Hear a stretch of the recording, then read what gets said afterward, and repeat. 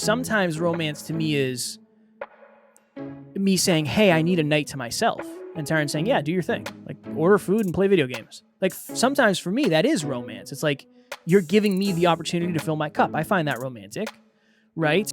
Stuff of like, man supposed to mow lawn, like whatever that is. It's not, I think that's for the birds. I think that needs to go. I think we all need to evolve. And I don't want to be hateful if that's a choice, but I wonder how much of it is a choice versus just defaulting into what mommy and daddy did or granddaddy and grandma did. Next Level Nation, welcome back to another episode of Next Level University, where we teach you how to level up your life, your love, your health, and your wealth. We hope you enjoyed our latest episode. It was episode number 1318. You actually fail more when you succeed more. Today, for episode number 1319, what does romance mean to you? So I was watching a little bit of hockey on Sunday. Taryn came out of the bedroom, came out into the living room, and sat down on the couch and said, hey, can I ask you a question? And I said, yeah, what's up? And she said, what would you classify as romance? And I was like, oh boy, I don't know. I don't really know. Like, I have to think about it. And she said, because I know, you have a pretty good understanding of me. Like, I like flowers, and I like little notes around the house, and I like fun, unique experiences, and I like to try new places. And I feel like you have a pretty good idea of what I would like. She said, if you were to try to plan the most romantic date possible, what would it be? Within our house. We couldn't leave. And I was like, well, I would get you flowers, and I would light candles, and I would make dinner, and I would have like rose petals and love letters all over the place, and then I'd give you a grudel after we ate. So a grudel is just like, it's kind of like a back rub, just like a gentle back rub. It's called You make that up? I think, yeah, we made it up. It's GRU with the dots on top. Like, it's kind of like a German U. A little sashimi? Yeah, kind of like a sashimi. Yeah, you could say that. I think we should explain what a sashimi is. I don't really know. It's when you do to your traps, you massage the traps. And that's little my sashimi. Thing. Little sashimi. Yeah. If you're watching, it's just like a chop, like chop on your traps. Yeah. Which is your neck. I used to, when Alan and I were in the studio, I'd come up behind him and say, a little sashimi. You seem tense. You need a little sashimi. Yeah. And I'd give him a couple. When I was stressed. Yeah, when you were stressed, which is all the time. Yeah. So she said, if you asked me that question, if you said, hey, if we were staying home, what would be the most romantic thing you would do for me? She said, I don't know if I would have a good answer. And I was like, no, that's on me, because I don't know if I would have a good answer for you either. I don't know if I can direct in that. Now, yes, there's the love languages, and I think that's a good idea, right? Physical touch. This is the interesting thing. Physical touch might be something that you feel is a requirement or something that you desire more, but to me, it doesn't necessarily mean it's romance. I think romance is more of a feeling than it is an action. So I said, let me do some research. I will literally go online and figure out, like, I don't know, what is romance for me? What is romance for a man? What does that look like? And I came up with some things, but still, I don't really know what the ideal day would be. It's interesting because sometimes romance to me is me saying, hey, I need a night to myself. And Taryn saying, yeah, do your thing. Like, order food and play video games. Like, sometimes for me, that is romance. It's like, you're giving me the opportunity to fill my cup. I find that romantic, right? So that really is what I want to go through in this episode is, how well do you understand what romance is to you? And if you are in a relationship, how well do you understand what romance is for your partner? Because at the end of the day, yeah, the love languages are great, but I think romance is way more of a feeling than an action. Kev, you mentioned something interesting there where you said I romance do often, is Alan. I'm a damn professional. Of course. So you said romance is a feeling, not an action. But the interesting thing is that the feeling is a byproduct of actions. It's a byproduct of experiences, a byproduct of what you do and don't do. And so if romance is a feeling, everyone has that feeling come as a byproduct of certain things that they're doing with their partner. And so it's interesting too, because I'm realizing in this moment, and this is again to our own ignorance, for lack of better phrasing, romance has a ton of associations with it, right? It has, pick her up in a nice, dress nice, take her on a great date, and then there's like, you know, Just the flowers. Just the way thing. you said it. Pick her up in a nice outfit, dressed nice outfit, you know, maybe nice limousine or something. I don't know, but sure. you know, romance has been so commercialized.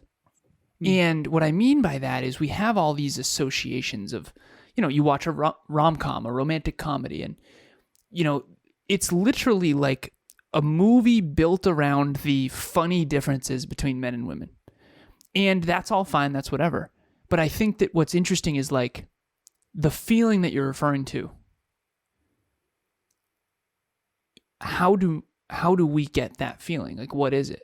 Yeah. And I'll use this story. Go ahead.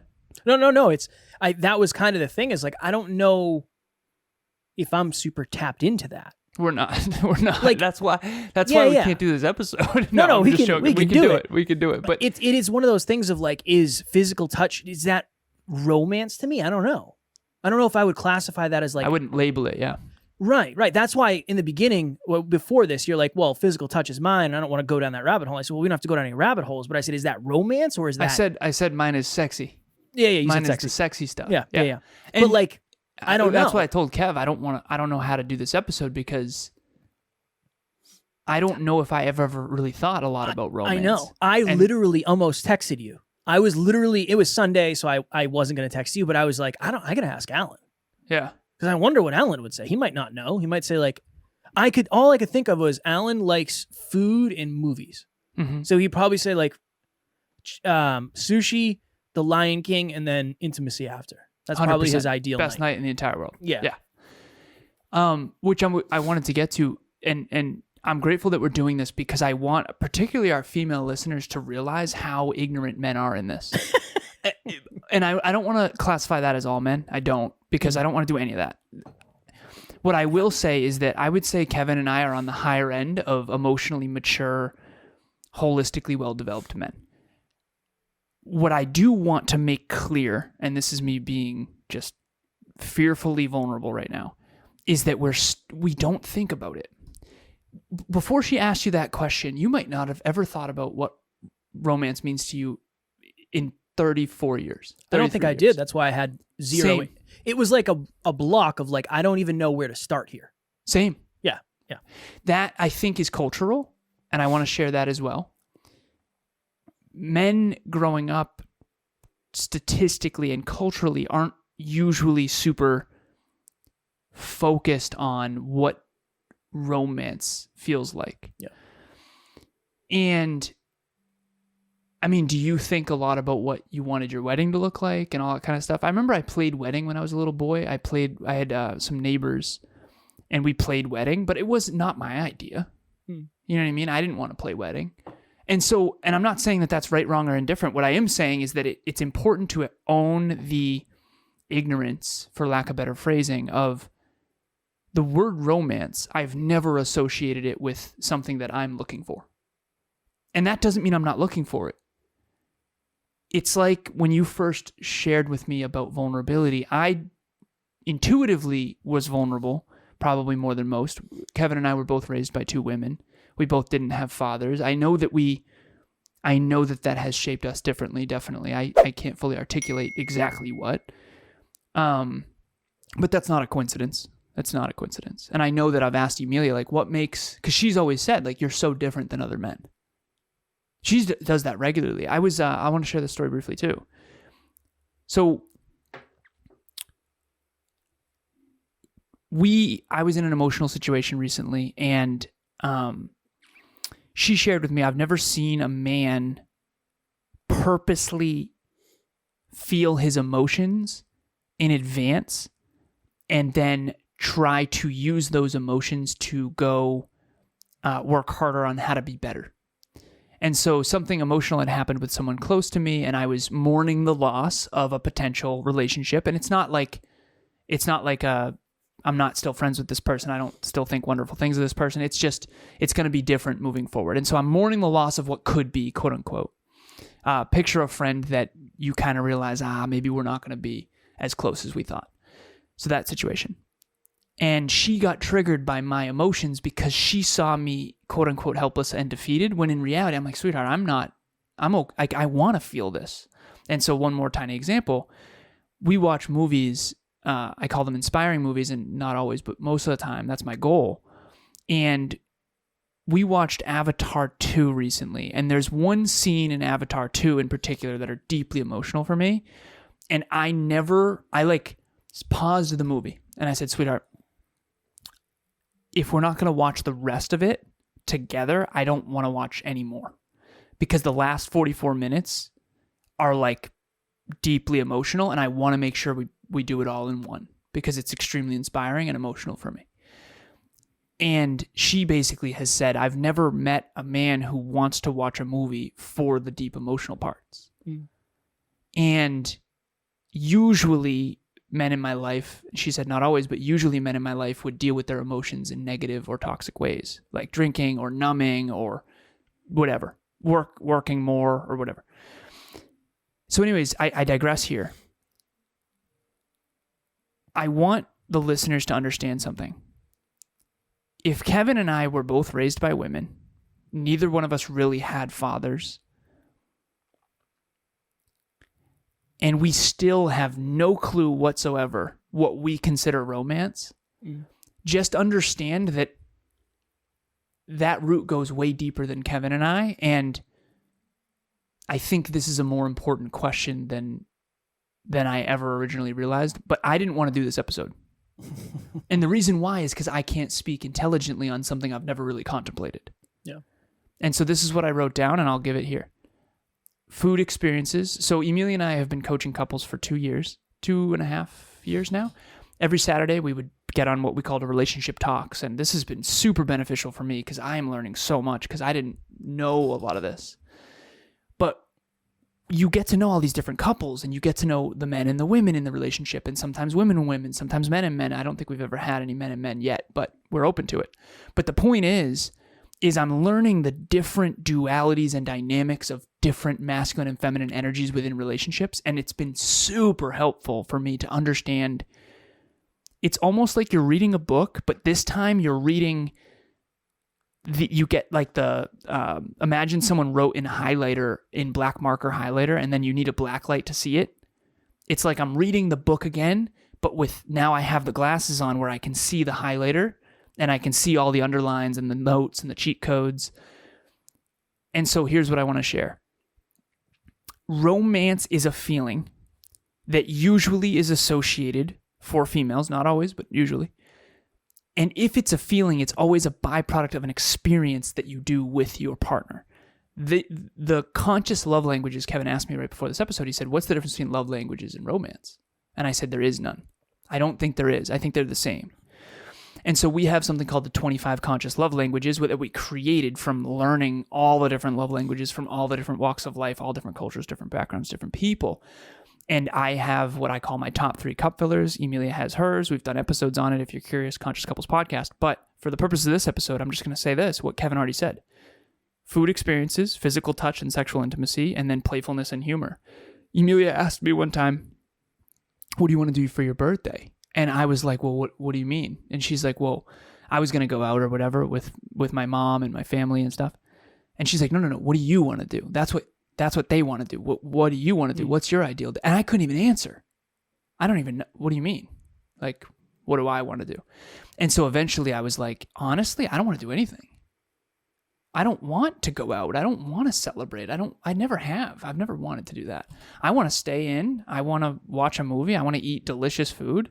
And I would love to, have sex. Stuff. Yeah, do stuff, do the sexy stuff. And she's like, okay, perfect. Let's do that.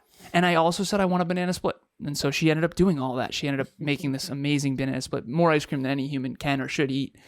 But it was the best, to date, that was the best night of my life. Best birthday of my life.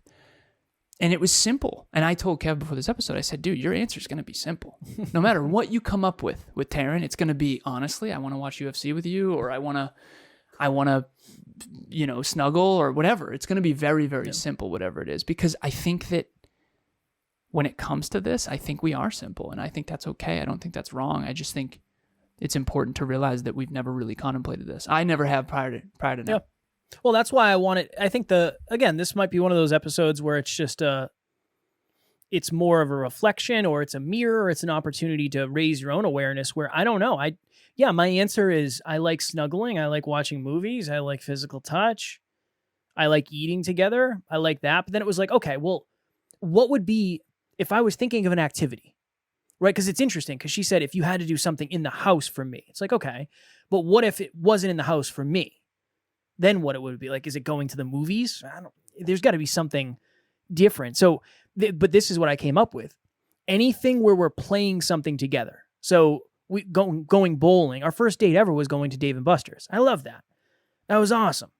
Like, I really enjoy that. There's something romantic about that for me. Right before COVID, there's a place called Apex in Marlborough, Massachusetts. It's kind of like a Dave & Buster's, but I think it's actually bigger. And we went there and we had a great date. We did axe throwing. We did axe throwing. Yeah, we did axe throwing. We went on the ropes course. We played a bunch of arcade games. We did the photo booth. Like, that was awesome. I enjoyed that very much. So I think it's almost that it's the interesting thing where you first have to identify, what does romance mean to you? And then you have to figure out, okay, what are the actual activities? For me, I almost like the permission to do nothing. Because I don't have a lot of that in my life. I don't have a lot of permission to do nothing. I know. I'm always supposed to be somewhere at a certain time to do a certain thing. Sometimes regardless of whether or not I want to do it, right? Sometimes I don't want to show up to podcasts. I want to hang out, but that isn't always the thing I have an opportunity to do. So that's a big one, but I really do. Like, I'd love to go to a hockey game.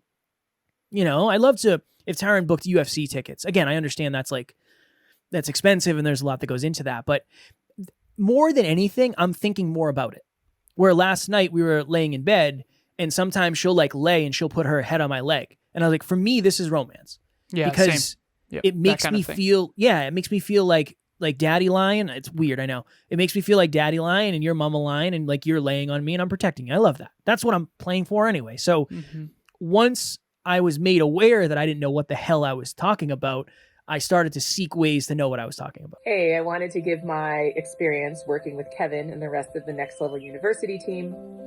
It has been such a seamless relationship. He is so easy to work with, Kevin, and he gives you all the information you need, but doesn't overwhelm you. He's also meets you where you're at. So whatever you want to do, he'll make it work. And it's just, there's no stress, there's no drama. And everybody else that I've worked with has been patient with me because I am not technologically savvy. So they've been helpful and patient and just encouraging. And it's just been a fantastic experience. I highly, highly recommend working with them. And this is why it's so interesting looking back and reflecting from this lens. Again, you're at the eye doctors, you put a certain lens, now all of a sudden you can read it. That's the analogy here. At your wedding, you had yard games.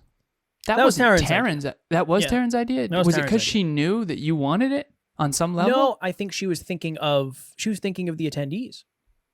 But it's interesting because that's exactly what you wanted. I was so much fun. That was the best. Yeah, so much fun. Dude, that was so much better than normal weddings, in my opinion. Huge fan of activities. And there was an ice cream truck. It was perfect. That was her idea also. It was awesome. But in hindsight, what if on some level she knew that you'd enjoy those things because she's noticed that you love games? Yeah. Dave & Buster's, arcade, that kind of thing. I enjoyed axe throwing a lot. I really did. Did you have the guy who could not break character? I don't remember. Our guy would not break character. I tried really hard to get him to break character. He was extremely serious about his axe throwing expertise. It was fun. I genuinely, they basically just said don't harm yourself or maim yourself. I think that was kind of the last story. I hope that this lands for everybody. Emilia is very, very big on understanding the deep nuances of some of the challenges that come with male and female dynamics. What I mean by that is she is very, very deeply against all sexism. And I think she also understands it at a deeper level. There's a difference between being against sexism, just like I was, versus understanding the nuances of it. I'm going to give a simple example. She's really expanded my consciousness in this because this stuff wasn't even on my radar. Honestly, she said, so I always open the door for her. I don't always, but almost always. Yeah, I'm always trying to open the door for her. And I would do that all the time. So we get out of the gym and, I'll open her side of the door and then I'll get in mine. Roles reverse, she drives and then she like open the door for me to the car door. And then I get in and she closes it. Dude, when she first did that, that was very uncomfortable for me. I can imagine. It was like, does this mean I'm not a man? Am I why are you opening the door for me? And I had this weird, ignorant moment of like, why does this feel so uncomfortable for me? I'm supposed to open the door for you, not the other way around. And I want our listeners to really understand that very few men are going to come out and say this stuff. I was like contemplating after that, like, am I still masculine? Am I still a man? What does that mean? It was like weirdly uncomfortable. It was very vulnerable. And it's like, what's the big deal? Let her open the door for you. And I had to evolve. I had to evolve that thinking. But dude, even something that simple, like imagine you're getting to your car. Imagine Taryn drives. She brings you to dinner. She pays. And then she opens the car door for you. And you get in. And then she closes the door for you. Imagine how uncomfortable that would be for you as a man.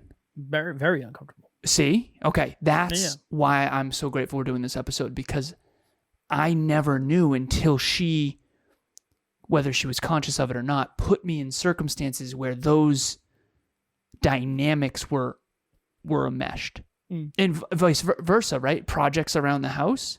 Like she has to face the fact that like, oh, why should he have to do this because he's the man, blah, blah, blah, or whatever. And so that old 1950s, whatever it is, mindset of men do this, women do this, like all that needs to go, in my opinion. And Emilia and I create our own rule book, and we, like, just because it's a project that requires strength doesn't mean she can't do it. And just like I don't have to always open the door for her, she can also open the door for me. And I'm dish man. I do the dishes, I clean. Same. Now we have a housekeeper. I'm very blessed, but I told her I was going to be a great roommate because I'm going to clean all the time. I'll do the dishes, like whatever. I don't have any of that stuff of like man supposed to mow lawn, like whatever that is. It's not, I think that's for the birds. I think that needs to go. I think we all need to evolve. And I don't want to be hateful if that's a choice, but I wonder how much of it is a choice versus just defaulting into what mommy and daddy did or granddaddy and grandma did. Interesting episode. I'm glad we did this. It's very interesting. Very interesting how, I don't know, I've always thought from the perspective of it's my, and I don't know if I wasn't made to feel this way in relationships, especially not the one I'm in now, but it's my job to deliver the romance. I don't know if I value it. Yeah. But I might just not have allowed myself to. I don't know. I don't want the door open for me. I don't think I want that. I know. Maybe I do. Maybe Yeah. I do. I don't know. I'll say I drive 99.9999999% of the time. You would dislike it strongly. I'm sure I would. In the beginning. And then you would realize how conditioned you've been.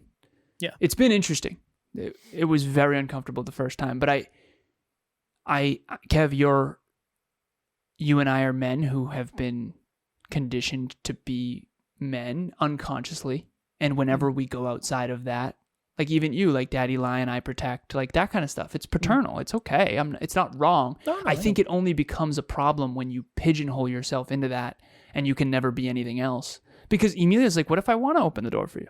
It's like, that's an interesting point. I don't know why you'd ever want to do that, but fair enough. I'll get in, Yeah.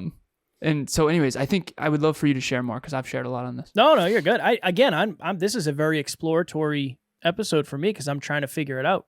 I'm just thinking, like I like when we go on day trips. Like we'll go to there's Portsmouth, New Hampshire is like an hour from where we live. It's awesome. It's a great little town, great little city with a bunch there. Like I love when we do that.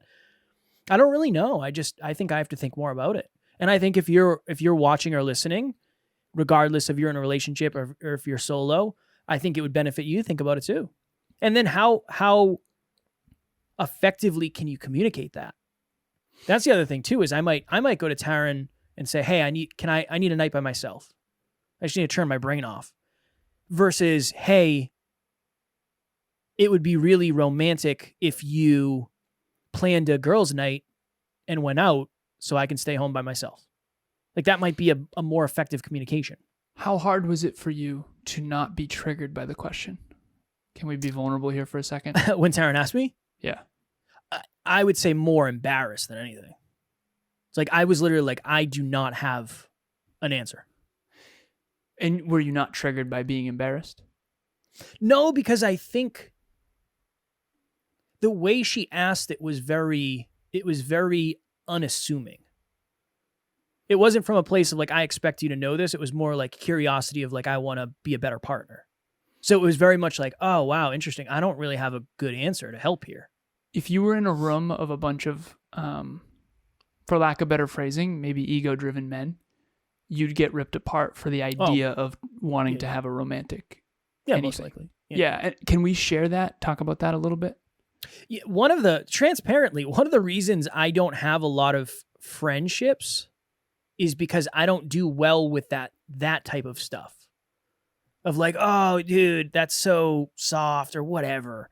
You know, I've had friendships in the past where they'd be like, oh, dude, that's so like, what do you mean? You don't need romance. Like romance is for your wife. It's like, dude, you know, there's a lot of that. There's a lot of the toxic masculinity of like, because that's the fine line, right? Like I aspire to be the protector.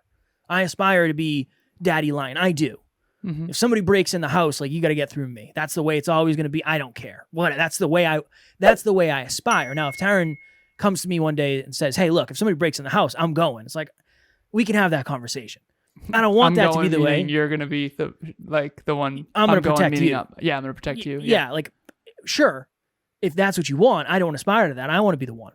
Yeah, I feel like that's my job. That's what I want to do. That's what I'm here for. That's why I train my butt off so I can take care of you. That's genuinely one of the reasons I do it. Mm-hmm. But I don't know. I think that there's a lot of, like you said, there's a lot of that. Why do you care about romance, Kev? Isn't like sex should be enough like that. You would get a lot of that from men for sure. And that's interesting. One of the reasons why I feel safe talking about a lot of what we talk about here is because, again, the majority of our listeners are women. And if anything, I feel like you'll find value hearing this. Maybe this is a perspective that you've never had in your relationship, whether you're dating somebody of the opposite sex or the same sex, whatever. Maybe you haven't had a vulnerable conversation like this. Tara and I, it was very powerful, but it wasn't a super vulnerable place for me. Genuinely. Because I was like, I don't know. It's a great question. I'll get back to you when I figure it out. Now, here we are talking about it on a podcast. Of course. Of course. I don't think that I would ever aspire to... I've never, ever contemplated what I would consider romantic. And I doubt that's the case. I doubt that's not the case for most males. And right, wrong, or indifferent, I think that's part of the reason why we have so many challenges in relationships is because those roles are so deeply ingrained that we don't even talk about them. This is a very hyperconscious episode. That's what hyperconscious was originally. Before I know you, for the new listeners, we were called the Hyperconscious Podcast. It's change the way you change the way you think, change the way you act, change the way you live. This is changing the way we think right now. Oh, for sure. Because prior to that question, you had gone 33 years without ever asking yourself, what would I consider a romantic evening? Yeah. Like, how alarming is that? That's very alarming. Yeah, it's crazy. So, but I'm able to connect dots. That's the interesting thing. For my birthday, when we were in Colorado, so for those who don't know, Tara and I went to Colorado to elope in the beginning of August, and we were there up until after my birthday. My birthday's on August 8th. And for my birthday, Taryn was like, what would you rather do? And she gave me like a list of things. And one of them was rent a four-wheeler and like go on a guided trip. And I was like, that. 10 out of 10 every single time. I will always choose that. For me, her on the back was romantic. That whole day was romantic. She hated it because she was bouncing all over the place like a bobblehead. Understandable.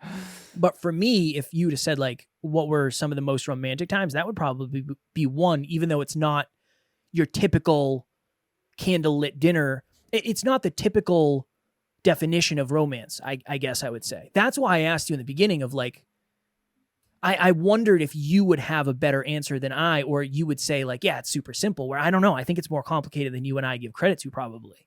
So I was excited for this because I think you and I are going to learn more about ourselves in this episode. That was why I was excited. Definitely. I would say it's fascinating to see how little. I do think it's pretty simple for me. I do. Yeah. But I've never asked it from the frame of what I would want if someone else was trying to romance me. It's always been from the frame of how can I create a romantic evening for my partner? Yeah. And I think a lot of that is conditioning. A lot of that is cultural. A lot of that is based on the fact that I'm male. And I'm not making that right or wrong necessarily, but it is the truth. And what we do with that is up to us. So the question I wrote down, what are your top 3 cup fillers? What are your partners? I think that's a good place to start. If anyone's curious about the love languages, please reach out. But again, another good question is, what does romance mean to you? The title of this episode. What does romance mean to you? I think for me, it's probably great food. I mean, last night was incredible. We got Domino's. It was the best night ever. We watched an super inspiring movie. We, hung out with Tucker and Tariel, snuggled, and we had a wonderful evening. And I can't think of anything better. For me, that's what it is. Mm. Everything else is like that. I don't need some trip or anything. Like I love that. So maybe that's weird. I don't know. No, I don't think there's any weird. Like whatever you like is whatever you like. Yeah, that's it for me. How's that? Yeah, I think simple. mine's similar, but maybe I'm a little more. Maybe I have other things. Couple quads, couple dirt bikes. I love that. I mean, trust me, I'm gonna have those. Go to I'll never racetrack, forget. We'll be quick with this, but I'll never forget. We went up and we were both at one of our clients' house, Dr. Taryn's house, and I was driving. She has like this side-by-side ATV. Alan was on book club and I was out in the -4 degrees driving that through the snow. And I was like, dude, this is the way it's supposed to be. And that's exactly where I should be. So that's just us in a nutshell. Okay. Next Level Nation, May 4th, 6 p.m. Eastern Standard Time. We have our monthly meetup, the 3 most valuable things you never learned about money. Very similar to this, right? Relationships are something that most of us end up in, but we haven't necessarily studied, or we haven't studied ourselves to the degree that we need to have a successful relationship. Money is very similar with that, where we use money every day, but not a lot of us were taught about it. So join us for the meetup.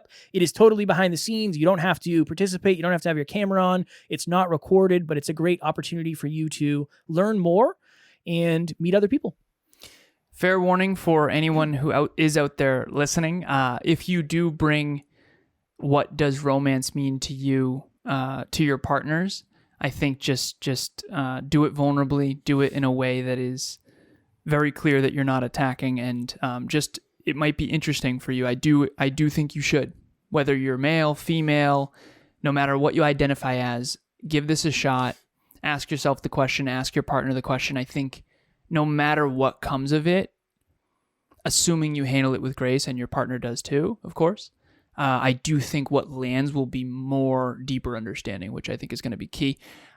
Kevin named something that I do that I think is the best name ever, so I've now been using it. I think You might have said it publicly on the podcast last week. I'm not sure. Dreamlining.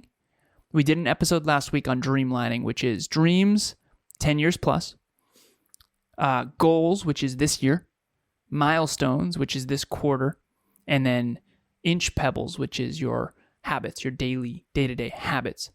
If you need help with dreamlining, reach out. I have something called Peak Performance Coaching.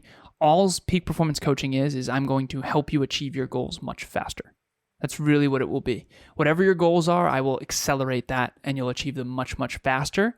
And reach out. Next Level Nation tomorrow for episode number 1320, a simple example of habit stacking. We've said this many times before, where something works so well that you stop doing it. I had a reminder of something I was doing that was working so well, and somehow I just forgot about it and stopped doing it. So we will talk about that tomorrow. As always, we love you. We appreciate you. Grateful for each and every one of you. And at NLU, we do not have fans. We have family. We will talk to you all tomorrow. Keep it romantic. Next Level Nation.